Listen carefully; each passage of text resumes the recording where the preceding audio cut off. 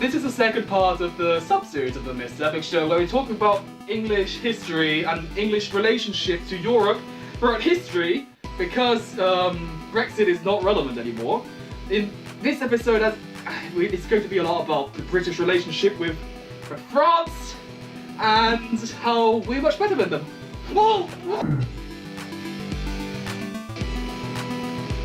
Considering the fact it already took way too long to get the second part of this mini-series out, you all have probably forgotten the first part of this series. Anyway, if you've even watched it at all.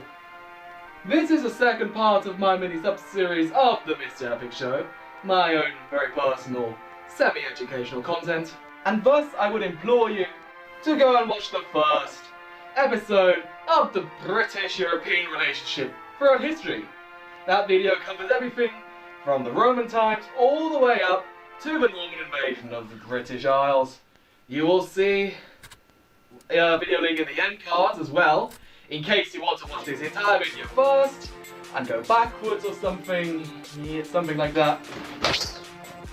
Something just collapsed in my apartment in front of me. Now, after the Norman invasion of the British Isles, a slight issue reared its head. Now, you had the King, William I, who was at the same time the Duke of Normandy and a few other French provinces in that area. So now you have the King of England, who also had some French stuff. And anyone who has visited Britain and France at the same trip will realise that those are two very, very different places. So in particular, the duchies of Guyenne and Aquitaine, I hope I pronounced that properly. I do not speak baguette, the intro may beg to differ. Especially those two places wanted independence from the English crown. However, at the same time, due to the relations of the English kings and the French kings, and if we're going to be real here, all royal houses are connected somehow or each other. They do say blood is thicker than water, but if that is thick blood, I mean, then those kings in Europe must have had McDonald's thick shakes running through their veins. That's how thick their blood was with each other. Especially the Habsburgs, but they're different people. So especially after the death of the French King Charles in 1328, tensions arose as the English kings laid claims to the French throne. And as we all know, tensions, especially when lacking a diplomatic solution, and let's be real here, who wanted to do diplomacy in the Dark Ages, go to war. Now, of course, the 100-Year War did not actually go 100 years. Essentially, it was a string of several smaller conflicts. Of course, I will not go into full detail for the 100 Years War. That is an entire series worth of content in its own, and I'm sure there are people out there on YouTube way more capable than I am explaining to you the ins and outs of any conflict we're talking about today. I essentially going to brush over most of them and kind of bring to the point how English actions with the European continent shaped the relationships and what effects they had in future times. Now, in this war we had two major factors. We obviously had the British, well, the English really. I keep saying British, but you just have to consider that England, Wales, Scotland, and Ireland were completely different things back in the day, before this whole unification thing happened and all the troubles and whatnot, and a few genocides and massacres later. But anyway, back in the day, England, the English crown, was its own little entity. So anyway, the English army, although smaller than the defending French army, was actually the more disciplined force, with a stricter training regimen and, of course, the feared English longbow. Do you mind? Now, of course, the English longbow may be a very British and very English staple of culture. Now, not to forget that the Welsh actually were pretty good archers as well, if not better than the English. The dread of the English longbow on the battlefield was definitely something to be feared by any army of the day. Especially at the Battle of Agincourt, I think that's how you pronounce it. In 1420, blaze it, longbows proved very effective against the French armies, especially in siege scenarios and long-range engagements. So up until about 1380 in this conflict, most victories actually went to the British, with them greater discipline and more effective strategies in this case. An example of this would be the Treaty of Calais in 1360, where the aforementioned Guyenne, I think that's how you pronounce it, was actually ceded to the English. Now of course an invaded nation will obviously give birth to a few heroes of its own. In the French case, especially notorious Joan of Arc, of course. Can we please get rid of this fate image? Can I have a more historically accurate image, please? That'll do better, thank you. Joan of Arc would arise to become a very gifted leader, the kind of heroine the French nation would need in a time of utter defeat. And thus, under her leadership, the Battle of Orleans in 1429 marked a turning point in this conflict. From here on out, the English would start losing more land than they could ever gain again, and essentially they were kicked off the continent. Of course not before making Joan of Arc even hotter than she already was. Yeah, sorry for burning her at the stake of all that, yeah? And so by 1453, France had essentially reconquered all of its lost territory, and now England held on to Calais for a little bit, but they essentially seized that as well. So the bottom line of the first topic today, essentially, first of all, laid foundations for a petty rivalry between England and Britain and France in general, bloody frog eaters. But yeah, essentially that laid that foundation, which will probably also play quite a big role in later times, especially when we start talking about Napoleon's time later in this video. But due to the fact the English crown could not hold a long-term presence on the continent, you had to start being resourceful, and which is why the island nation of England and the British Isles in general then started converting to be more of a naval power than a land power. And this is obviously where we can start quietly queuing Rule Britannia. But not yet. We'll get to that bit later. The next big international incident I could be bothered to research and hopefully kind of educate you on was the incident of the Spanish Armada. Of course, the Spanish Armada didn't just appear out of thin air. This entire incident was part of the undeclared English-Spanish War from 1585 to 1604, which itself was a conflict in the overarching 80 Years' War, which is, again, like the 100 Years' War, essentially a bunch of conflicts strung together. Because if there's one thing Europe loved to do in the Middle Ages, it was kill each other. The best bits about the Europeans killing each other, obviously, were the petty reasons why they started killing each other. And in the case of the undeclared English-Spanish War, it's actually quite interesting, considering the time. Apart from a few economic problems, like piracy in the Caribbean between English privateers and the Spanish merchant fleets, or gold fleets, or money bags, essentially, sailing money bags. You also had religious issues now. The thing was, back in the day, the ruler of England was Elizabeth I, and she, like Henry VIII, was an stout Protestant, the head of the Church of England. A Protestant splinter group which split off the Roman Catholic Church after King Henry VIII was unable to get a kid with his first wife, and a bunch of divorces and chopped off heads later, he decided to make his own church. That's the story for another time. But Spain, which was another big powerhouse and muddled with these issues I already mentioned, were astute Catholics. And wherever you go, and wherever there are two religions, they like to get in each other's face.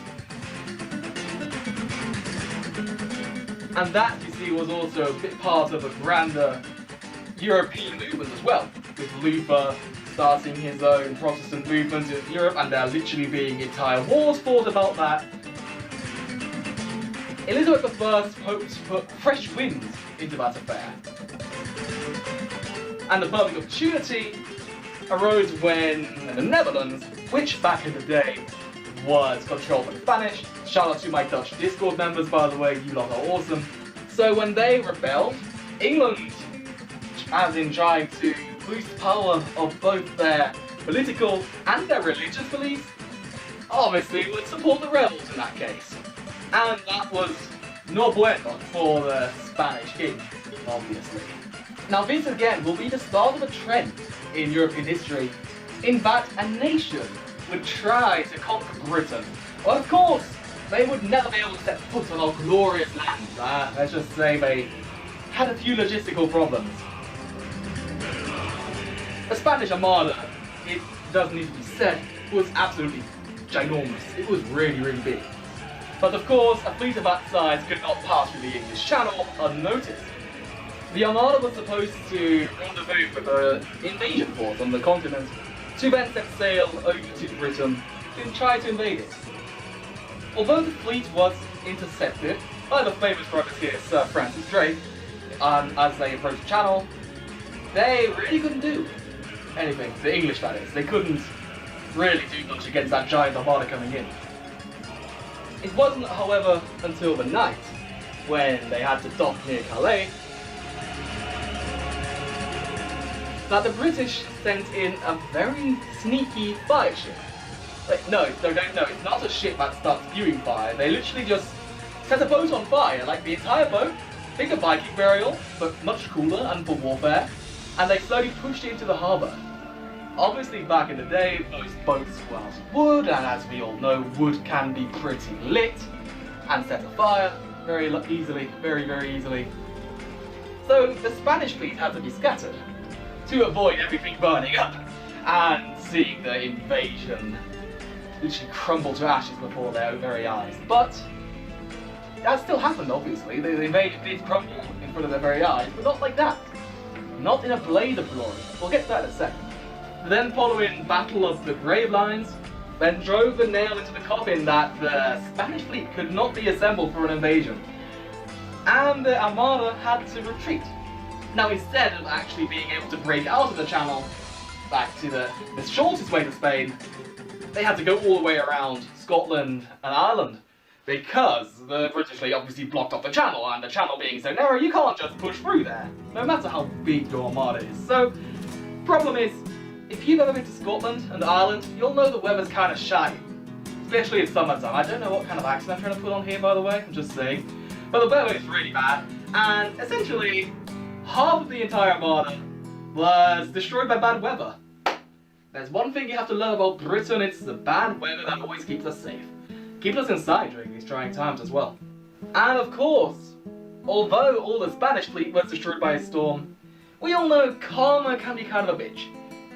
The British, after surviving this attempted invasion and everything else, they tried to do their own little counter-armada.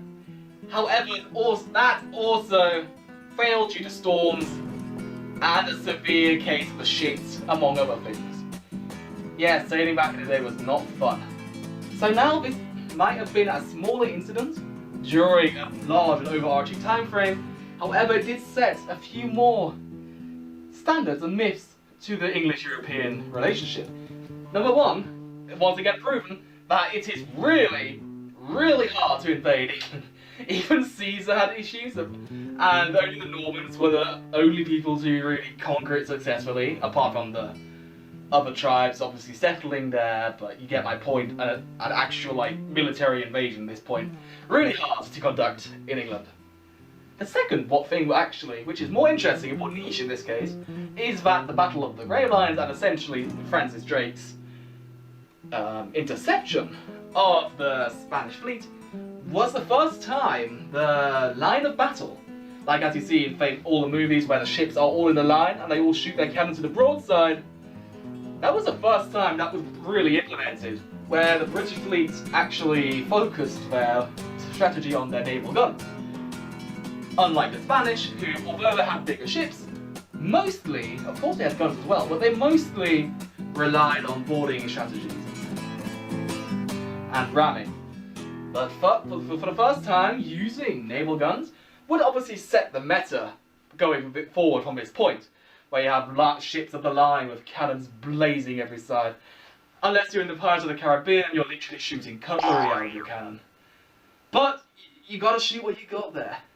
Oh boy, now we are coming to the part of the video which I dread the most, because we are talking about a very complex subject for the long And the short of it, we will be talking about Britain's influence during the War of the Napoleonic ages.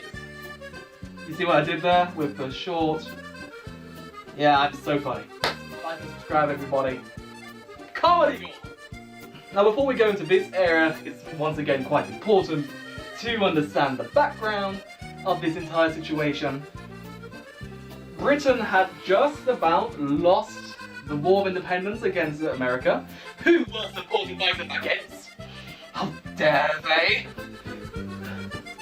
And on top of all of that, Britain was really scared of revolutions. We obviously really love our king or queen, depending on the time, and seeing the French ones become a head shorter was not really cool. In fact, no one in Europe liked that at that point. And Britain was on the forefront of many political alliances to counteract that. Starting to become good friends with Prussia, Austria, and Russia, the likes of those people. Not to mention that Napoleon, that crazy bastard, had quite huge ambitions, calling himself the Alexander of his age. That obviously interfered with British, I think I can say British now because we kind of conquered the entire British Empire at this point, British interests in Egypt, the Far East, and essentially the entire geopolitical structure. You can kind of start calling it geopolitical now as well. The world had been circumnavigated by this point, we had colonies all across the world, and geopolitics was starting to play a major role, especially with the colonial empires. Now once again, we had that same standard which had been set in stone centuries before, that once again France, although dominating on land with Napoleon's leadership I guess, was not able to defeat the British in the naval engagement. So, instead of attacking the British Isles head-on, which they tried with the Spanish-French Armada, again, though they ever learned their lesson, they instead went for a diversion and decided to attack Egypt and the Middle East in that time. However, that kind of backfired. The British defeated the French during the Battle of the Nile, where Napoleon essentially lost his entire fleet to Nelson in a river skirmish, battle, bloodbath really. And now you had a French army stranded in the bloody desert. Like, how much must that have sucked that you're in the middle of nowhere and now you have no ship home? It's 1798, it's not like you can just FaceTime back home like, hey honey, I'm stuck in Egypt for a bit longer. No, you were stuck there. You were in the doodoo, big time, in the merde. I'm not sure that's how you say it in French, but in the merde. And on top of this army, which was already in the merde, couldn't even conquer the city of Acre, and committed a few atrocities and war crimes along the way. Yeah, that was in some really hot merde, and not just because of the desert, it was really bad to be French in that particular army. Of course, after that, your commanding officer would just sneak off a boat and not even give you a boat back home. Why did you put your faith in Napoleon? I'm just getting you into a rage. Screw that guy. I am totally unbiased, of course. I love history in an objective level. This is a semi-educational show. It's not supposed to be perfect. You're supposed to do your own research. And if you see I am biased, don't tell me I didn't warn you. I am not an authoritative source. I am not compatible with mainstream media. That French-Spanish Armada I mentioned earlier, part of the Battle of Trafalgar, you probably heard it. Like, the name was something familiar, especially if you're from London. No, Battle of Trafalgar could have been interesting if the Spanish would have actually showed up. So, you had the French fleet ready to attack Britain, but then that's half of your fleet because the Spanish didn't get there on time.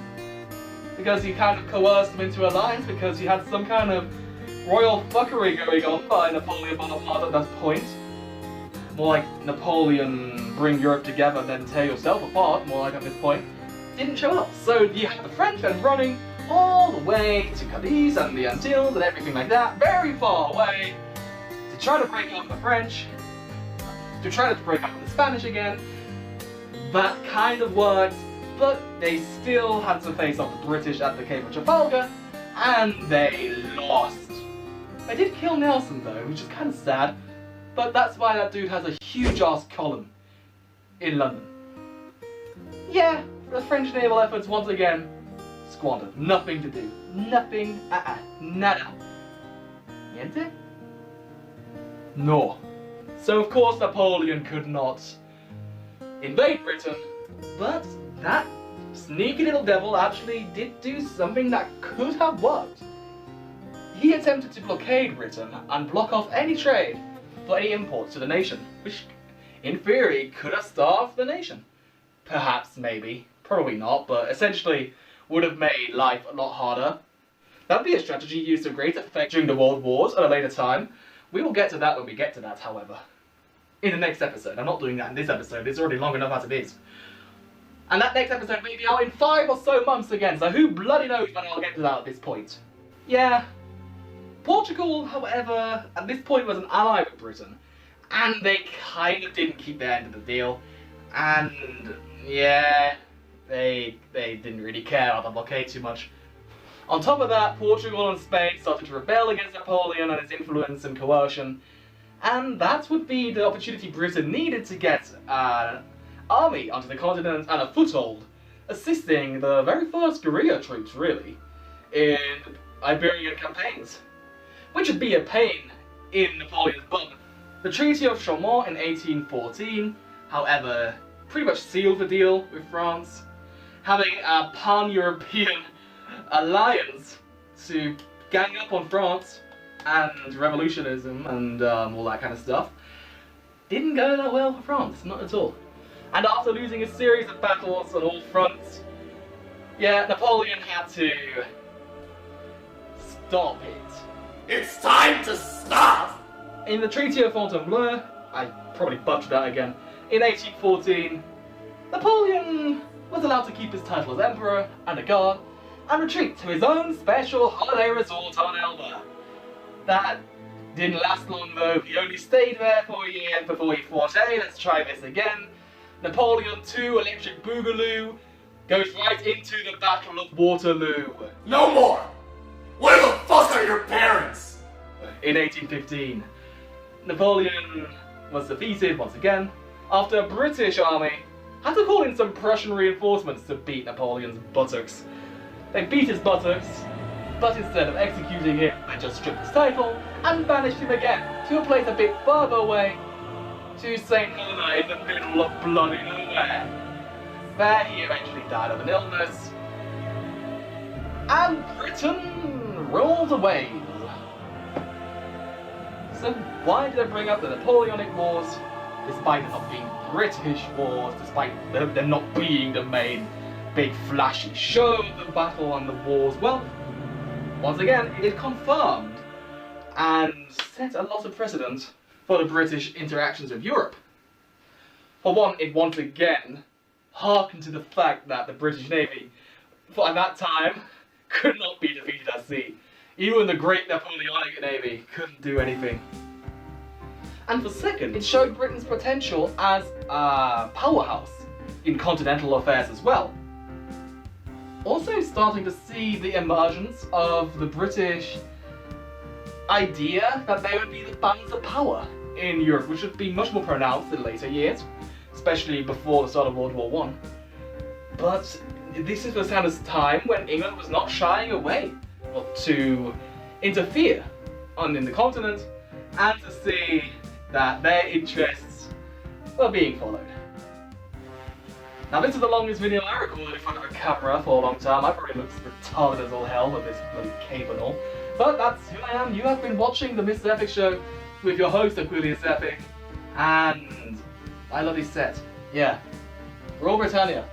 So when I do eventually get over to the next episode, that's where the fun begins, which is when we'll be talking about the World Wars and the EU. Maybe I'll get it out before the transitionary period is over. If you want that to happen, you know what to do, right? You have to like this video, subscribe to the channel to stay updated for more videos like this, I guess. And definitely comment down below if you have, for one, learned anything new, 2, have gripes about pronunciation, 3, think I look retarded, or 4, or sensual baguette footage. Until then, I definitely hope you have a great day wherever you are, staying healthy and staying epic. And that you check out the end cards as well, because I've got some nice stuff for you in the end cards. Anyway, have a great time everybody, stay epic, and I will see ya.